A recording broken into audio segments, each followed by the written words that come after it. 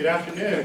Thanks for being here, everybody. This is the only mayoral forum that me or my colleague Tom at the Inquirer are aware of that focuses entirely on mobility issues.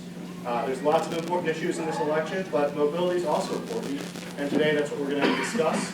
We're going to have some short answer questions, some yes or no questions. Just ask the candidates to be concise so that way we can get through everything and really see what your views are on these issues. So the first question I have is, a new AARP Pennsylvania poll found that 96% of 50-plus Philadelphia voters believe that streets, sidewalks, and intersections that are well-lit and accessible are very or somewhat important in their vote for mayor. How would you ensure equitable access to safe streets and transportation for all residents of Philadelphia, including older Philadelphians, those in low-income neighborhoods, and communities of color?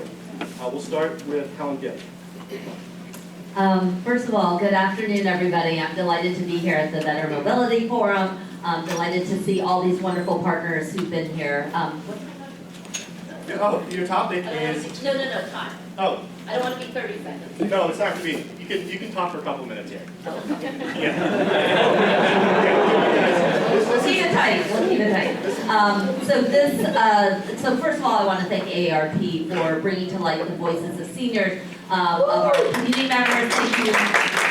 Because, in other cities around the world, there's an idea that cities should be built around this idea of 880 kind of formats, and it's the idea that cities that are built for 8-year-olds and 80-year-olds are cities that work for everybody. And so the 880 format about safe streets, about walkability, about affordability has always driven a big vision for myself. I'm very proud to have helped lead an investment of almost $30 million in the last budget to bring safe streets and city services, particularly to communities that are directly impacted by violence.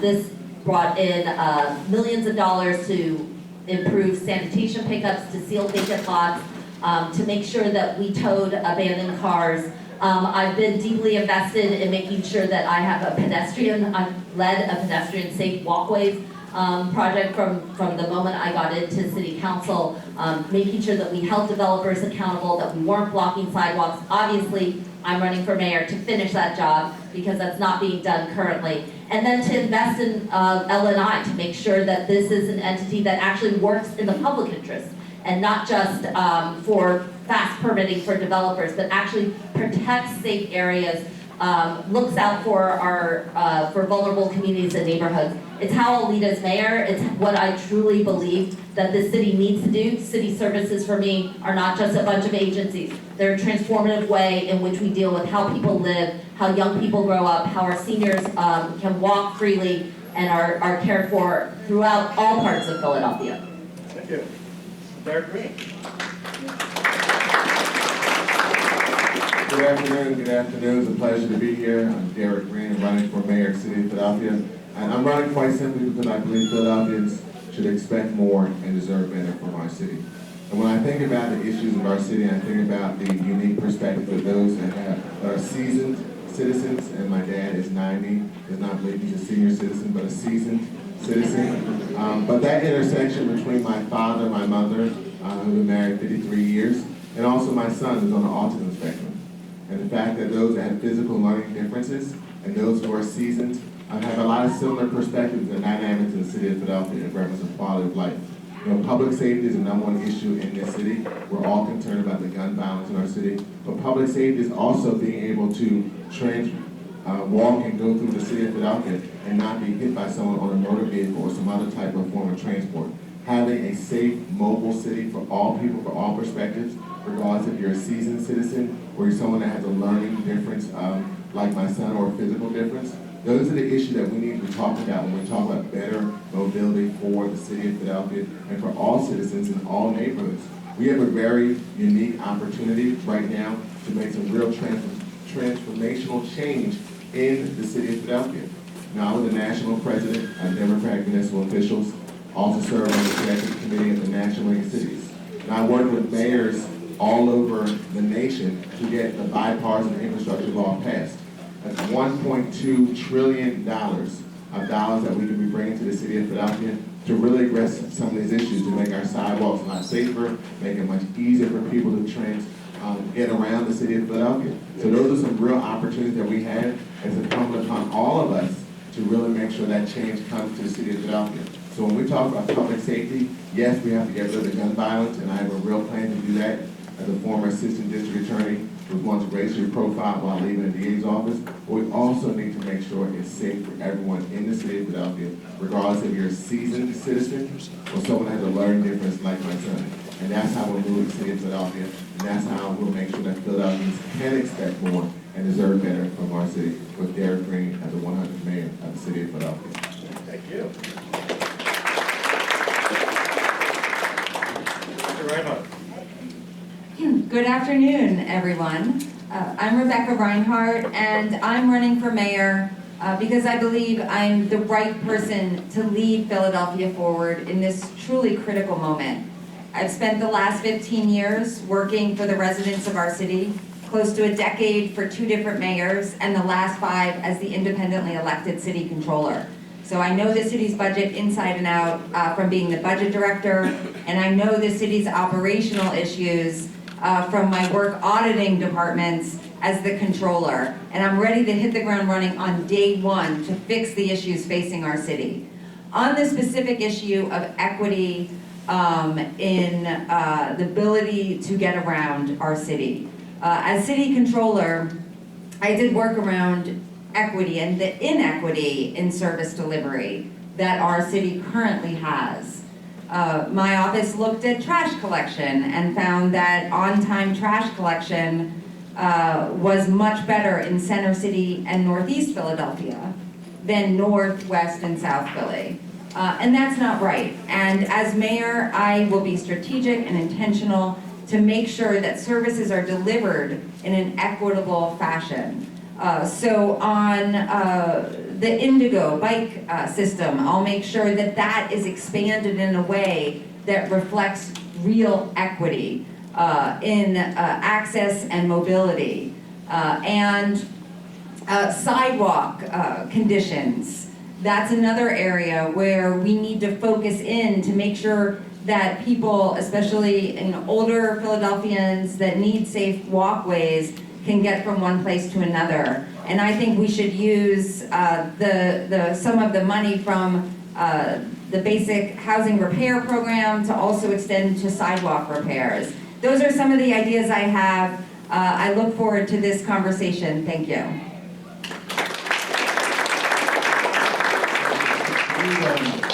Do us a favor, for Judge DeLeon's benefit, just repeat the question. So Sure.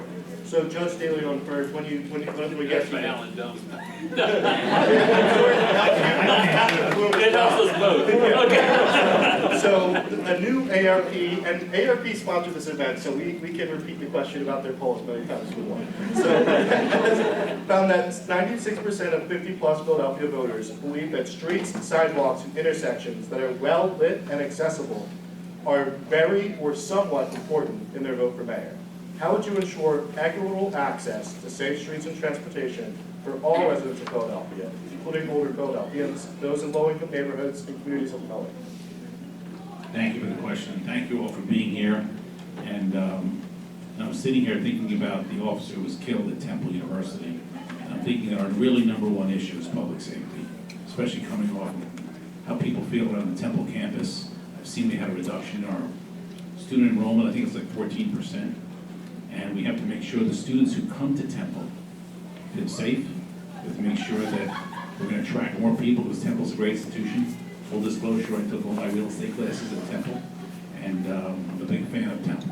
So public safety is the #1 issue. We have to fund fully our parks and recreational facilities. We have to make sure there's additional security around all those parks and recreational facilities so they are safe. But look, the #1 issue, we have public safety is the biggest crisis we have. We have other crises, but it's all about public safety. I did publish a 10-point public safety plan on my website, Domb.com, and it was reviewed by past police commissioners.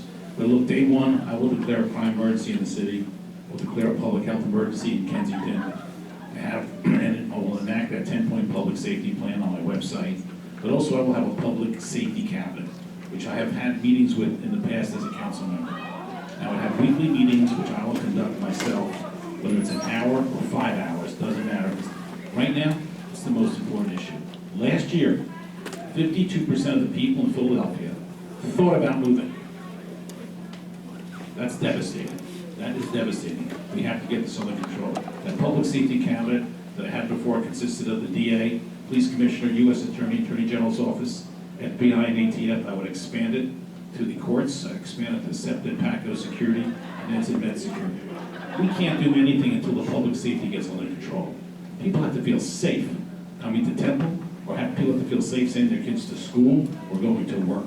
You know, you saw an Inquirer article, was it 2 days ago, I think, maybe it was yesterday, I'm losing track of time, where they said in the last 2 years, if I recall, 33,000 residents left the city. But they also said there was an influx of 18 to 24-year-olds. But there were a lot of people that 50, 55 and over that are not coming back in the city, and a lot of them are leaving the city. That's the baby boomers, basically, and over 55 is that category. They're leaving.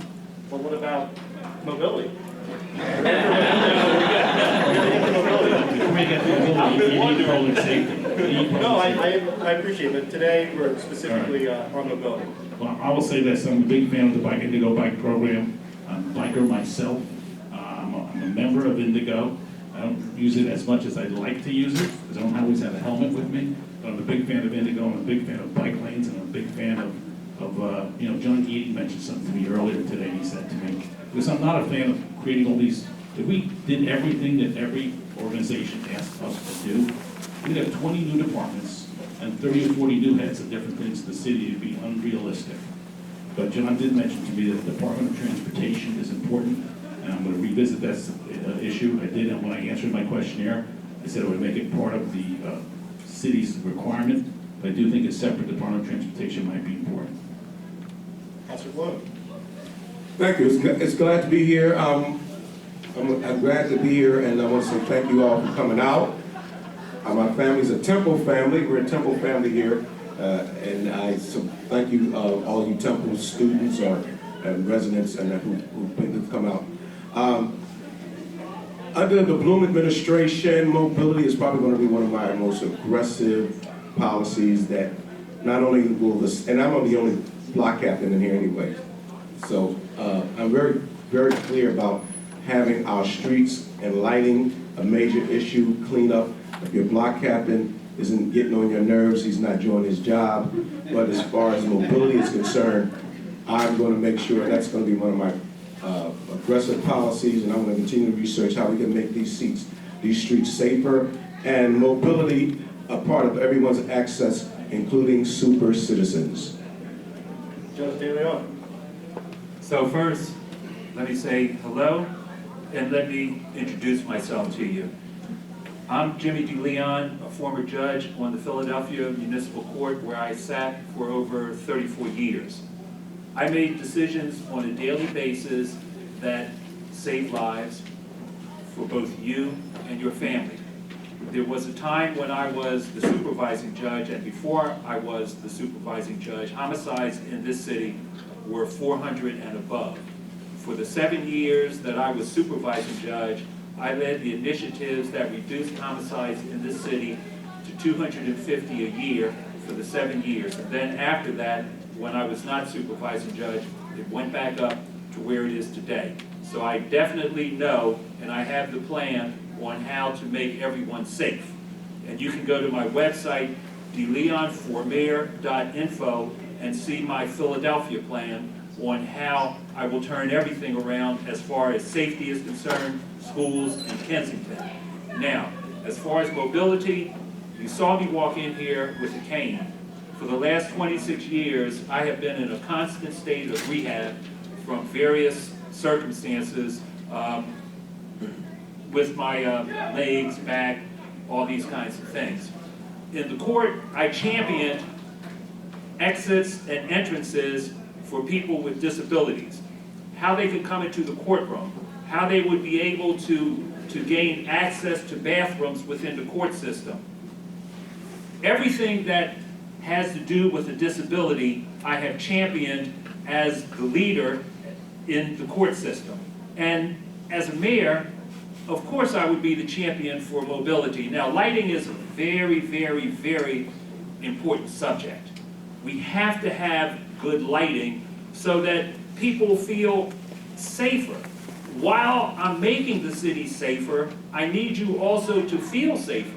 And if you're walking down a dark street, if there's nobody even there, you're still not going to feel safe. So I need to have lights, and I need to have mobility. I need to have everything which under my administration, it will be a city that does not discriminate. And it will not look on anyone with physical disabilities as anybody different. Just a person that needs to be helped, just like me. Thank you. Now we're going to move through a series of yes or no questions. I know everybody loves to expound on their yes or no questions at forums. Please keep it tight so we can get through a lot of questions here. We're going to start with this one. We're going to start with Derek. Do you support, and Allan just brought this up, creating a Department of Transportation made up of Otis, Complete Streets, and the Transportation Division of the Streets Department? Yes or no? Yes. All right, Rebecca. Yes. Allan. I answered no, but I'll reconsider it. Perfect. To be honest, I'll reconsider it also. Yes. Yes. All right. Do you support creating an enterprise fund that allows fees collected from permits to go directly back to the Streets Department budget, creating a semi-self-funding Streets Department? We'll start with Rebecca Rhynhart. No, I don't. Can I have 1 minute to 30 seconds to explain? I know the city's budget, and as mayor, I will fund the streets department with the money they need for ample paving, as well as speed bumps and what the streets department needs to do, in addition to sanitation. But I don't think the answer is just segregating more and more funds. Allan? I too will make sure that I fund it properly through the general budget, but not in a separate line. So 2 no's? Yes. He says 30 seconds. You can yes or no, and then you can expound in a sentence or two. Okay, good. Yes, because I want to expand the sanitation department to have a specific group of sanitation workers going out looking for vacant lots. And I want them to show me where every single vacant lot is so we can go to those vacant lots and clean them out. And put cameras up to see who the perpetrators are who keep on dumping on those lots. And have the sanitation police that we used to have go and prosecute these individuals. Can you repeat it? So the question is whether or not you support creating an enterprise fund that allows fees collected from permits to go directly to the Streets Department, as opposed to just mingling in the general fund. Yeah, so I agree. Like, I think that the issue is to do the appropriate funding. I do think we need to be very aggressive, though, about collecting on our permitting fees. I would absolutely increase fines through L&I for any violations that happen on development to go towards improvements for safety, particularly for pedestrian safety. This has been a major issue for me. I definitely think that the fines are way too low. We can increase them, we can improve safety and mobility and repairs to our streets department as well. Okay. All right, so the next, David? oh, sorry, Darren. Yeah, so I believe as the former chair of the Finance Committee, we need to make sure we're funding our street department adequately and really going aggressively after fines. So I will not make that change, but I will look to provide additional dedicated funding for the street department by expanding some additional services, by bringing new revenue in addition to better allocating dollars to the streets department to expand services. So the next question is on Vision Zero. Will you continue the county administration's Vision Zero policy? Yes or no? Allan Domb. Absolutely yes. Pastor Bloom. Yes. Judge DeLeon. Yes. Helen? I would improve it, but yes, generally. I'm committed to Vision Zero, but I'd actually make it happen. Expand it. Rebecca? Yes. Do Besides expanding automated enforcement, how would your administration operationalize your commitment to Vision Zero? How would you make it happen in the way it hasn't happened the last 7 years? I'll start with Pastor Blue. I don't have all the facts on it, but after, you have to research a lot of things, and I'm committed to rehiring a lot of these smart people who know everything up here. That we have to get the information we have to know to we can expand and make things good. But I think the question is yes. I think.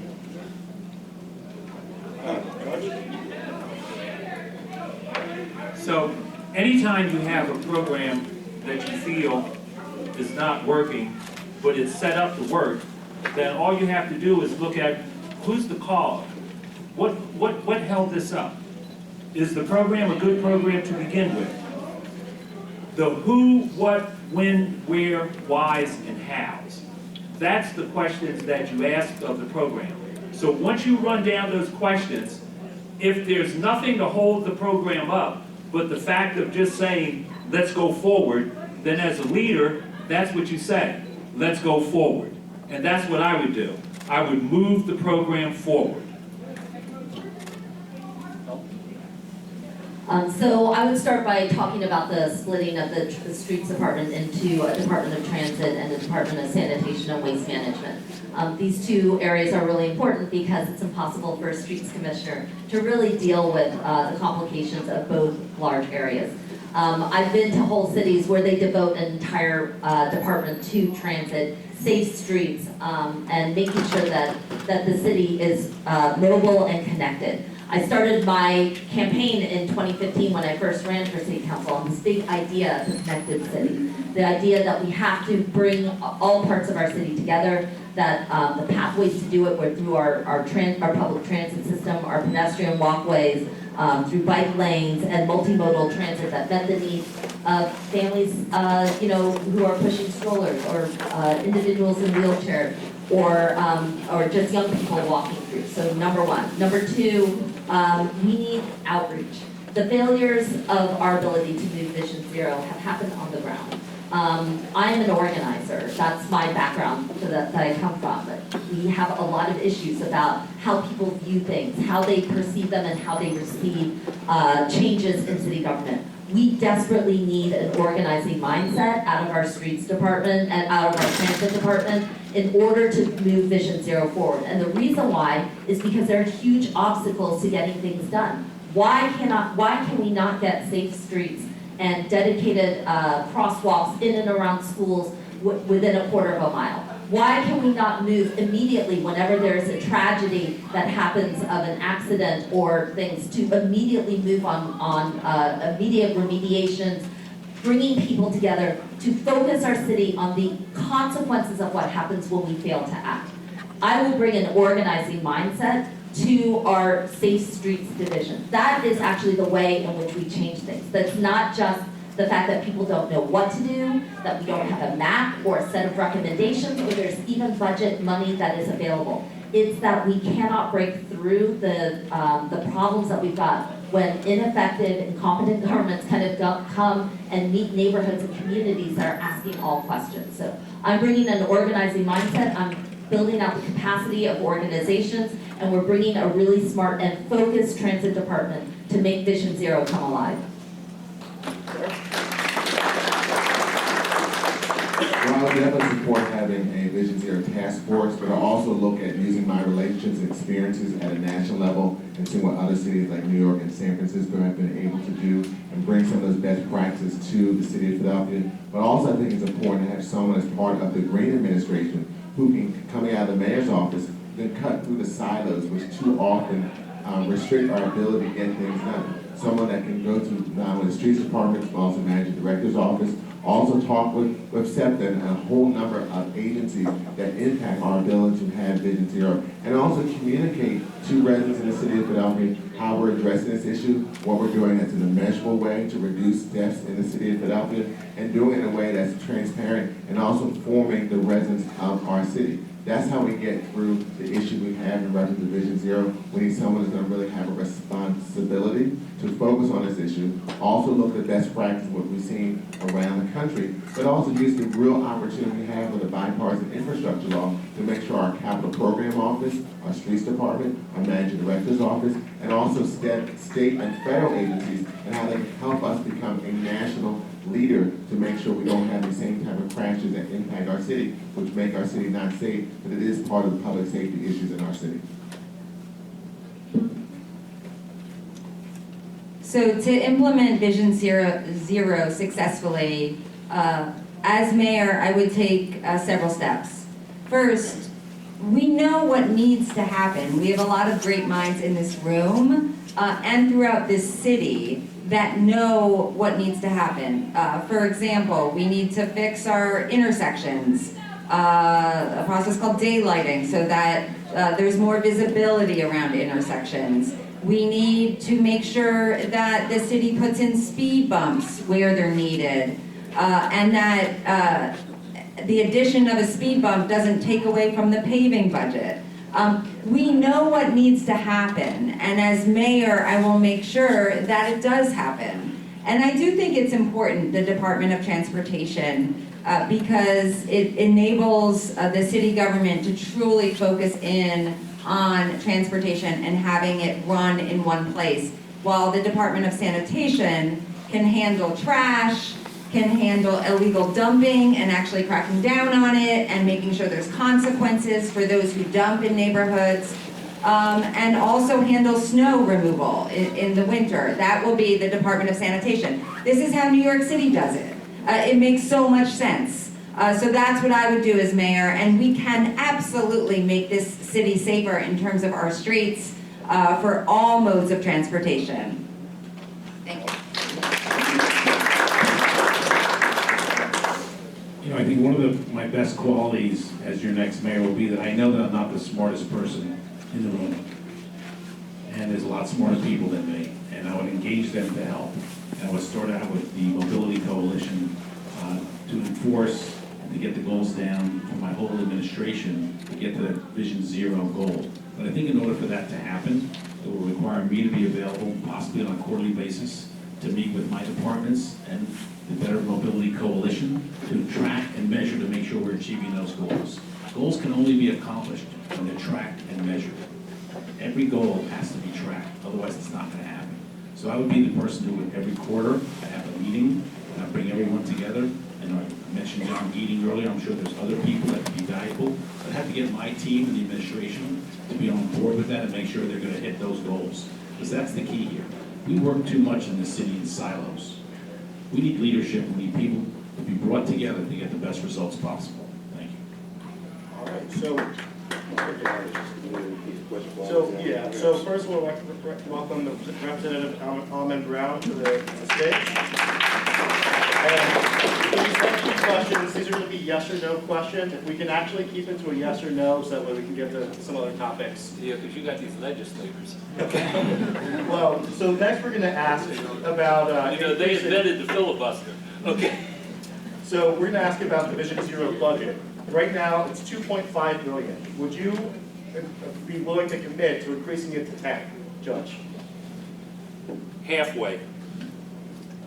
Halfway? Halfway. All right. Councilmember Gibb? Yes, but it may take a little bit of time. Representative? Yes. We can expand it over the 5-year plan, yes. I can't commit to that without analyzing it, but what I do commit to is working with you to make sure it's fully funded to the point it needs to be. I will also commit to fully funding it. I have to look at it, but it could be over 3 or 5 years. I'm very spendthrift. I don't just like throwing out and spending money, so I would definitely have to research and see what's best for the city. We need to save money, not spend it. Yeah, I'd say $5 million the first year. All right. So the next question is, would you commit to codifying Vision Zero in the city charter? We'll start with Councilmember Gibb.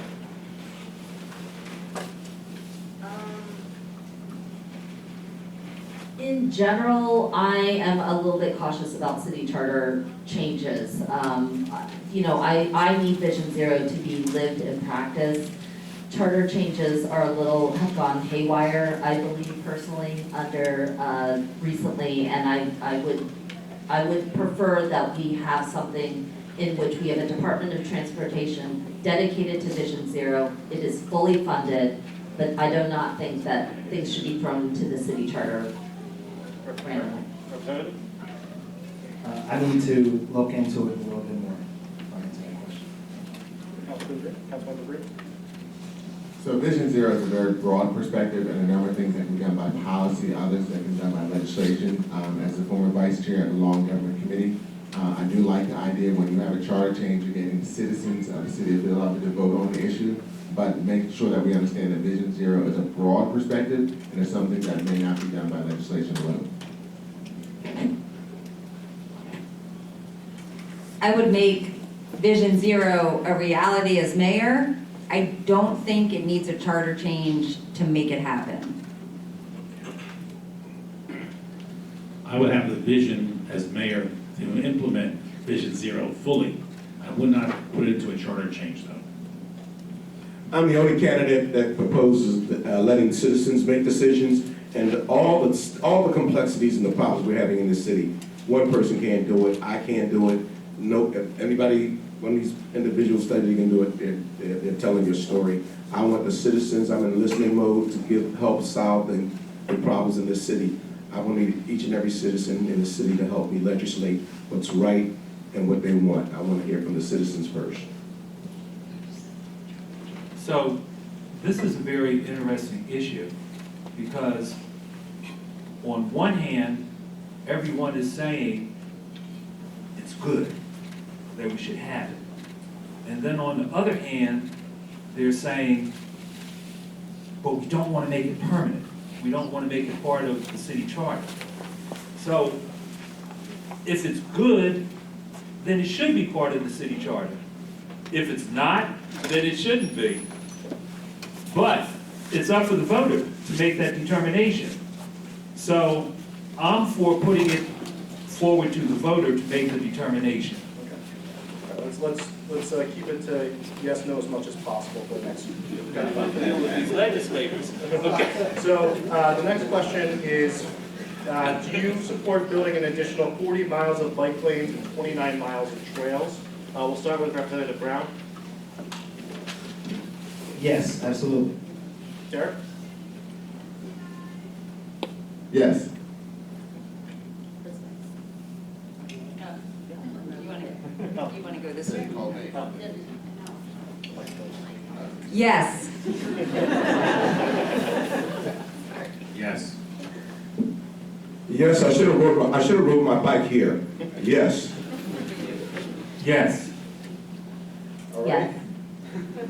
So the next question is going to be on transit. Will you prioritize improving the bus network by supporting legislation to allow cameras on buses to enforce parking violations and implement 10 dedicated bus lane corridors? Yes or no? We'll start with Councilmember Green. I support the concept of expanding that. I know there's legislation I worked on as a member of City Council, but we also have to make sure we're working with District Council 33 on some of their concerns, but I think that's something that can be addressed to address the issue going forward. You see what I'm saying? So the question is whether or not you support legislation that would prioritize the bus network by allowing buses to enforce parking violations with cameras. Cameras sound good, but I would need to be briefed on the overall topic first. Yes.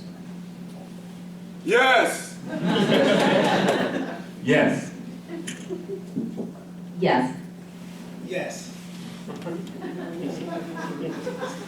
Would you support state legislation that allows individual counties like Philadelphia and our suburban neighbors to authorize a new tax to fund public transit directly?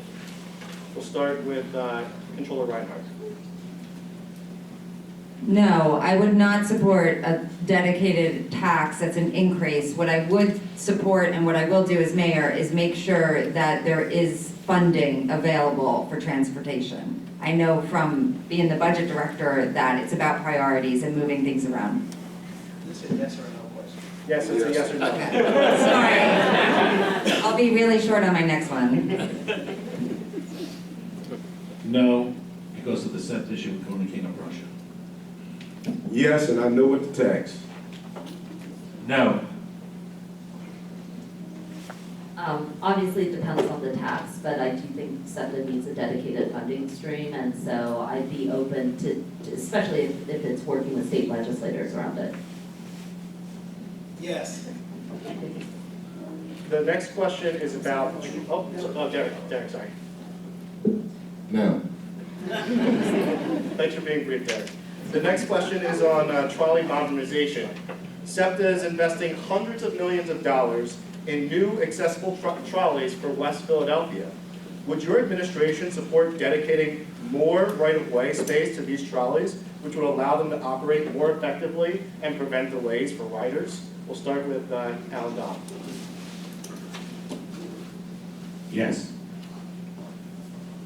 Yes, but it has to be clean energy. Yes. Yes. Yes. Yes. Yes. All right, that one went well. Next question is on public space. So community groups who build parklets, pedestrian plazas, and paint their intersections are stewards of the right of way. They face a lot of technical barriers to getting it done. Would you support code changes and legislation to make it easier for them? We'll start with Pastor Wood. Yes or no? Absolutely. Judge? Yes. Yes. Yes. Yes. Yes. Yes. All right. All right, so now we're going to allow each candidate their 2 minutes for closing remarks. We started the day off with Councilmember Kim, so we'll let her go last this time, and we'll start with Judge DeLeon and go towards Helen. Under my administration, we will not be a city that discriminates or looks down on those with physical disabilities.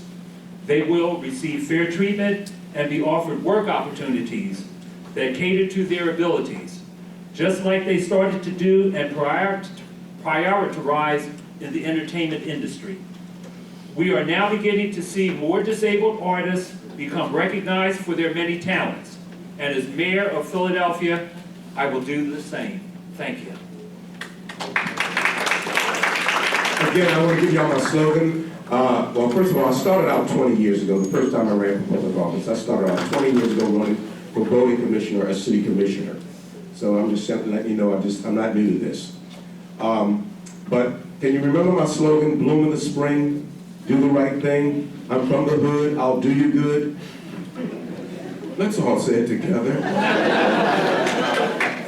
But in all sincerity, ladies and gentlemen, I got to get spiritual on you because I only got 30 seconds. God has already chosen and knows who's going to be the next mayor of Philadelphia.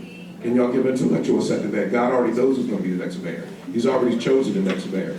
And actually, you're listening to him, when I say this with all humility, I'm going to need your help to help me solve the problems and complexities. Go online to Google Warren Bloom for mayor, and you'll put my phone number on there.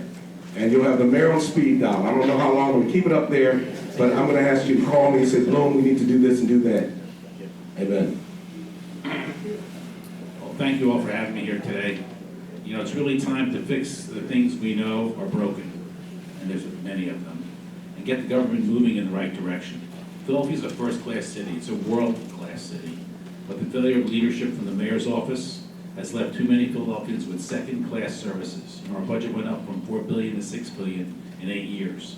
I can't tell you the services of that 50% increase are better today than they were in 2015. On City Council, I was a leader in improving city services and restoring accountability. And as mayor, I will also focus on the quality of life issues in every neighborhood that enhances the well-being of our residents, connects us better, and has better roads and transit and improves public safety. I'm the only candidate to have released a comprehensive plan to create high-quality, effective city services. It's on my website. Under my administration, the city will get back to the basics of picking up the trash, filling all the potholes, replacing the streetlights, just keep doing the basics. My pledge to all of you is that we will deliver accountability and deliver the right results. Most importantly, these changes will make our city safer. I've spent 40 years in the private sector, almost 2 terms on council, and I know how to solve problems, and I'll bring that to the mayor's office. I hope I can earn your support. Thank you.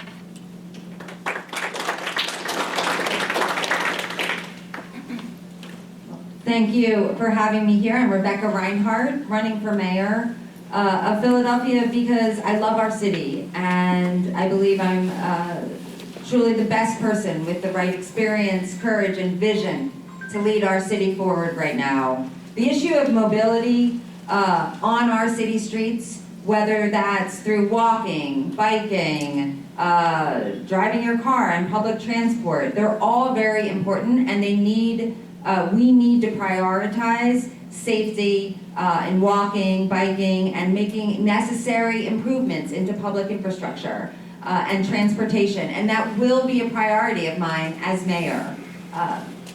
Our city right now is in a critical moment, and we all feel that and see it with the crime and the gun violence and just quality of life issues, the trash. It's all fixable though. It's all fixable, and we have an amazing, amazing city with our neighborhoods and arts and culture and restaurants and sports teams. We have a great city, but we need the right leader that can fix these issues. And I promise that I can and will do that as mayor. And not only will I make our city safer and cleaner, but I'll also make sure that public transportation gets what it needs, and that programs are implemented towards Vision Zero, and that we become a greener city with more tree canopy, and that the arts are emphasized across our neighborhoods. We can do all of this, and I hope I can gain your support to be your next mayor. Thank you.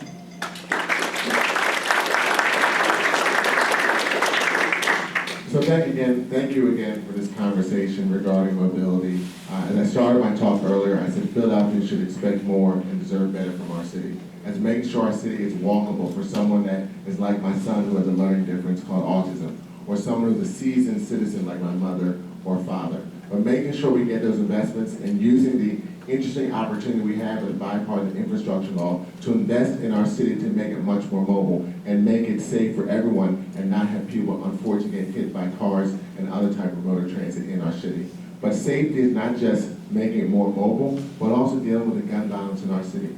As a former assistant district attorney who was once racially profiled from walking from the DA's office, I know we have to address the issues in our city.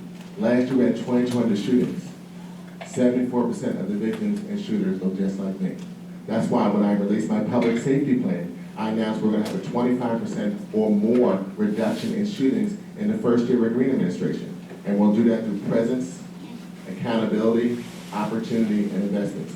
Bringing in police officers that reflect the city of Philadelphia, like we're seeing happening in other cities using hiring bonuses, which is a way to make sure that happens. Accountability, making sure that we're really going to hold people accountable who may try to victimize either someone that looks like my son or someone that looks like my 83-year-old mother, and bring that accountability to the city of Philadelphia. But also opportunity and investment. I talked about a bipartisan infrastructure law, not only to invest in our streets to make it more mobile for people, but also in reference to cameras and technology and make our city safer.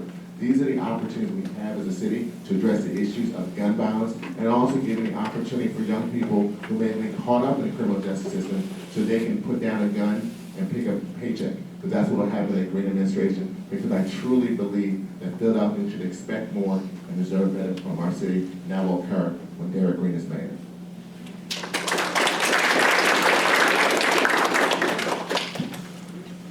State Representative Allan Brown, and I'm running for mayor to give our city the fresh start and a new beginning that we so desperately need. I'm running for mayor to protect each and every one of you. I'm running for mayor to give our city the bold leadership that we know we deserve. Once I take office as your mayor, if I'm so blessed to do so, we're going to make sure that the children of our city, no matter what your background is, who you pray to, who you go home to, have an opportunity to make it to the age of 18. I was shot at the age of 14. I'm a survivor of gun violence, and what my mother experienced when I was a child, when I was shot, no mother should have to go through that. So my lived experiences gives me a seat at the table to solve this problem. Without a safe city, we have nothing. So I ask you to really think about making this decision on May 16th. Look at what people have done since they were in office. Look at the decisions that they have made in the past. And then look at what we know our city needs. So I ask for your support on May 16th to be our next mayor of the city. Thank you.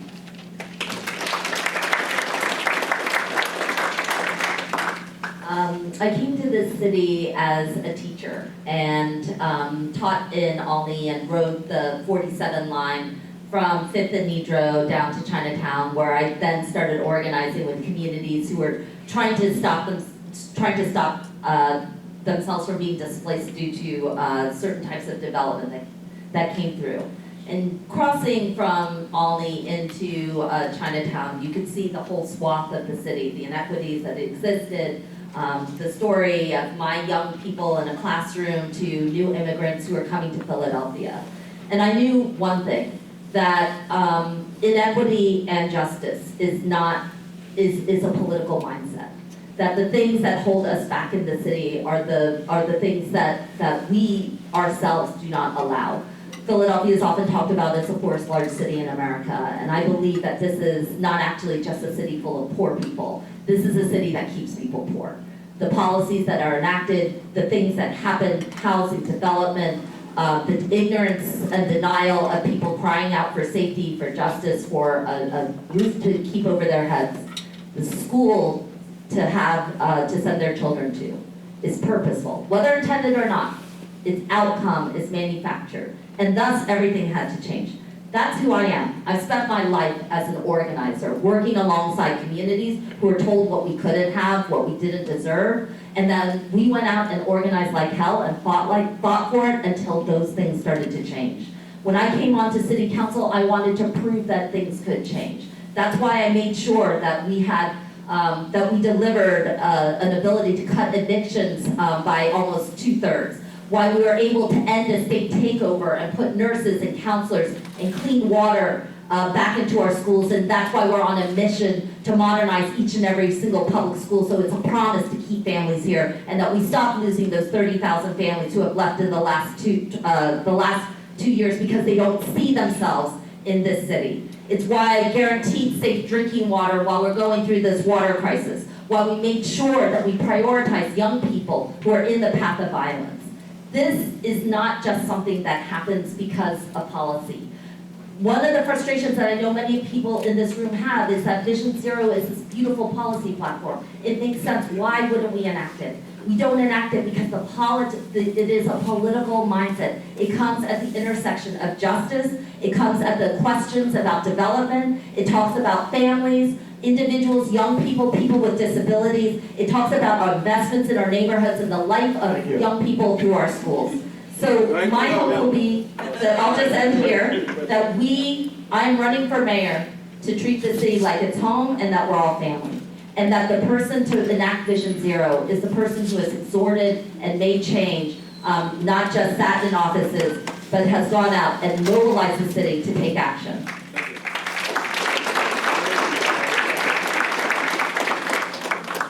Extra time.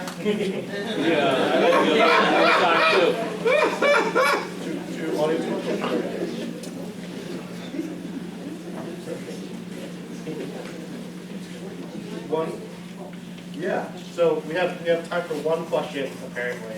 So I have to do this because me and Jay made this happen. Will you build the Roosevelt Boulevard subway? Just raise your hand if you do.